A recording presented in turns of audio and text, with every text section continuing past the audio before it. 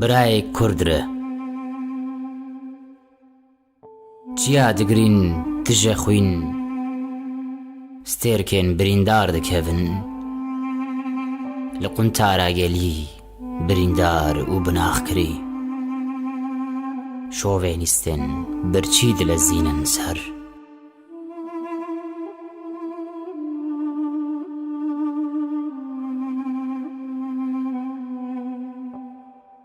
آخ کردو دربین خو بپارێزە لێ ژیانە کوژێران نەبەخشینە لەسەر پیچێن زلمێ و مرنێ مینا باگێرە خوینێ لێ وەرەغزە بێ مینا بەهۆزێ بەهێلە بلات تەنێ دەربوان ڕباخفە ئەو نەتەنێ ji بۆ ماڵ و ملکێن تەهاتنە بەهێلە بلات تەنێ دەربوان ڕباخفە هاتنە ji بۆ ناو و زمانێ تە ji هۆلێ راکن و لاوێن تە سێوی بهێلن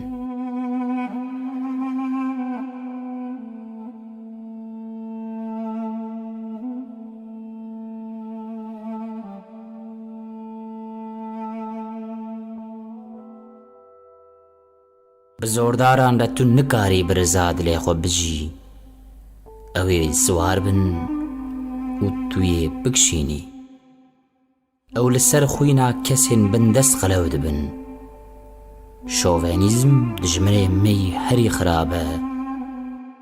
wî îxanet û şerm li hev aniye ew ê her tiştî bike ji bo tu jêra serî bitewînî آخ کردو گلین خو بپارێزە بێوان تو یê nikarî bî xizmê xwe û hevalên xwe xilas bikî hêza xwekirinê neke xewê paşê wek dirûşmek tu yê dilovaniyê bistînî dema ketina walahiya gorê şovênîstê dawî yê sergerstêrkê erdê